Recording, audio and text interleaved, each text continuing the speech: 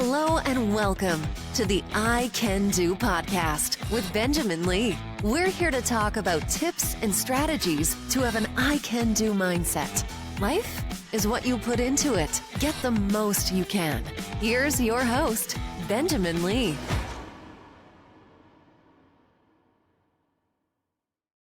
All right, it is Tuesday. Today is Tuesday takeaway from a book that I'm reading from my library that I want to share with you, some life lessons, some tips to help us all to have a better I can do mindset. Over 1,300 books in my library. I'm going to be sharing these with you. As you can see with everything behind me, I'm a big Marvel fan. Have this Marvel book here. This is called The Making, or actually the story of Marvel Studios, which came from Marvel itself. I have my WandaVision shirt here, one of my favorite series. And I read this book probably a year or two ago. It's a really big book. It's got a lot of fantastic photos. It gives the background about Marvel Studios. So many great life lessons, so many lessons if you are into business, if you are trying to run a company that you can take away. What I want to share with you are just some fast facts, some things that really stood out to me about Kevin Feige. So Kevin Feige, he is the architect of the MCU, the Marvel Cinematic Universe. And he's overseen every MCU movie or film along with Disney Plus as well.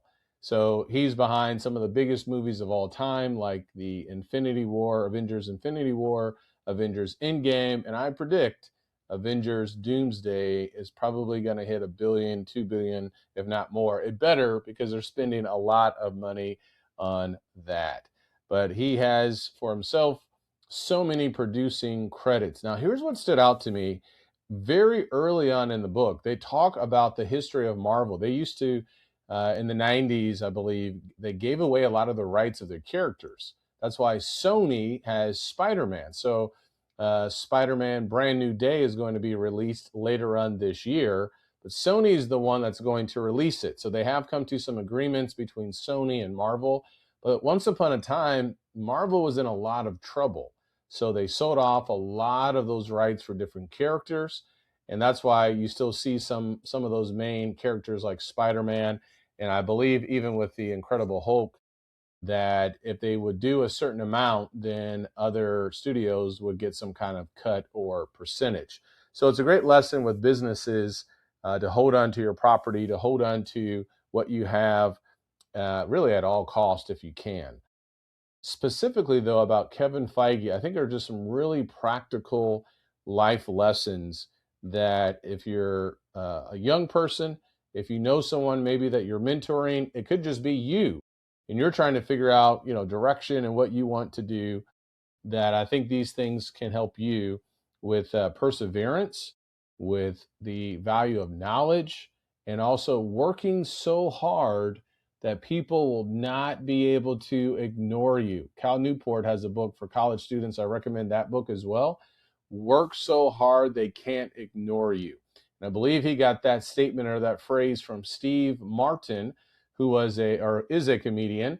And a lot of people asked him, how did you make it? How did you get this far? And it was just endless consistency, obsession with the craft, focusing on that craft, whatever it may be. So for Kevin Feige, let's dive into this. It says that Feige was a student at USC School of Cinematic Arts, and in his early 20s at the time. He was a transplant from Westfield, New Jersey, so that's where he's from. And he was enamored by movies his entire life. So he didn't just start getting into movies when he started with MCU. This was a part of him for a long time. Here's something else that stood out to me. A book had a tremendous impact on Kevin. Read more books. Double down on books. I did an episode, 15 Habits of Millionaires. You know what they do? They read books. And there was a book that had a great impact upon Kevin Feige. It says, in fact, it was Kevin Feige's reading Del Pollock's biography, Skywalking, the life and films of George Lucas in junior high school that inspired his goal of getting into USC. So a single book, had a tremendous impact upon the trajectory of Kevin Feige. Now, he admits that in junior high, he almost failed. He was a terrible student. There was a teacher that alerted him, that talked about, look, if you want to have any sort of success in life, especially if you want to get into USC, you better change your grades. I love that point. He needed someone to be honest with him.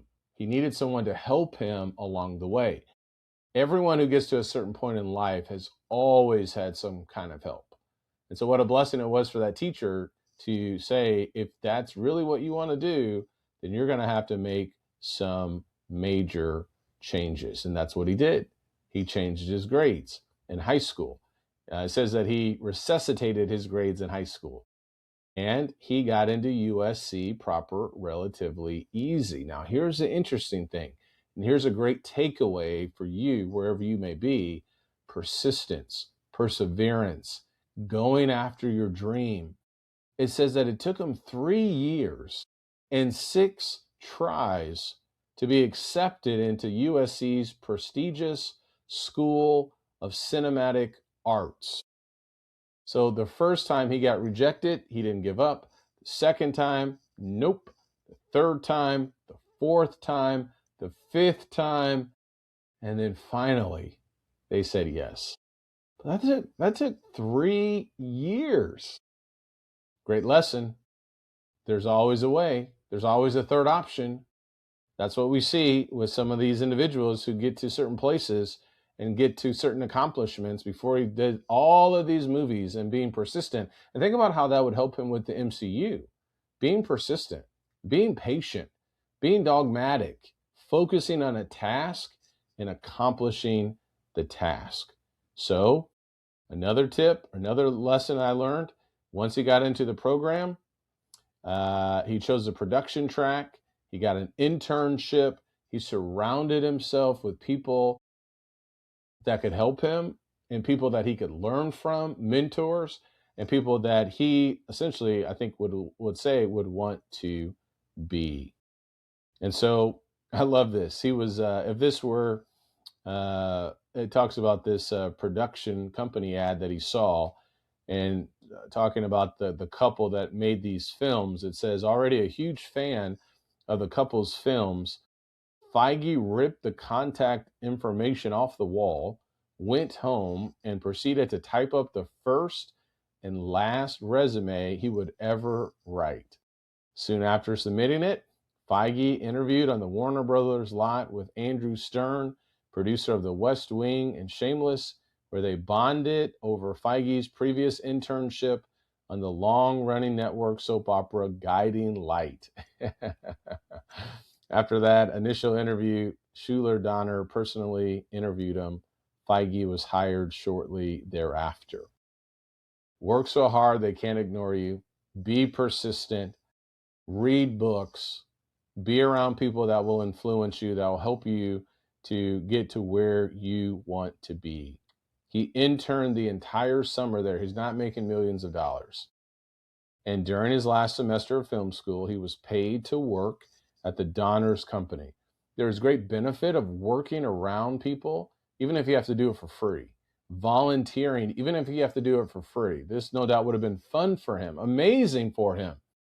But he wanted it so badly, I'm willing to do this for free. That's the winning attitude. That's an I can do mindset. And then eventually he was paid to work for the company. And then it says, I thought that was the greatest thing in the world, having a job before I graduated college. Feige remembers. I learned everything there. While sitting at the Burbank lot, front desk, answering phones. So you got to start somewhere, and don't be too prideful to say, I'm not going to do that kind of job. Start somewhere. Get your foot in the door. So while sitting at the Burbank lot front desk answering phones, he had a mantra essentially saying, don't mess this up. Whatever you're doing, making a copy or getting somebody coffee or going to pick up lunch orders, If it was a big, big, big task of the day, don't mess it up, essentially, is what he said. That's 75% of it. I remember thinking, if you can't get a lunch order right, they're not going to go, hey, produce this movie for me. So I spent a lot of time just being good at whatever task it was. That gets me fired up. Whatever the task is, before you can produce the highest grossing movie of all time with Avengers Endgame, and then Avatar was re-released and it beat him, but Avengers Endgame, he had to be the very best at whatever the task was. That's a winning mindset. That's an I can do mindset. So he started off with books, had an influence. He cleaned up his grades, wise enough to listen to someone else. He had a vision of where he wanted to attend, USC. He was persistent getting into that particular school of cinematic arts. It didn't matter how many times they said no. He was patient and he got after it. And whether it was picking up food, making coffee, whatever the case, do it well. If we all do this, if I can do this with my podcast, with my preaching, with just the day-to-day things, it will make such a tremendous impact for me and for you. You want to stand out? Do things well, and you will be amazed at what people will say and the opportunities that will become available because you put some effort into it. The reality is a lot of people don't. So those are some of today's Tuesday takeaways. We're going to talk more about Marvel. I'm fired up. The making of the story of Marvel Studios. I got 2 huge books that I have so much content that I want to share with you. Stay tuned for more. If you have a question, if you have a book review, if you have something you want me to talk about, send me an email at icandocoaching@pm.me. Don't forget, double down on books. Read. Take care, and God bless.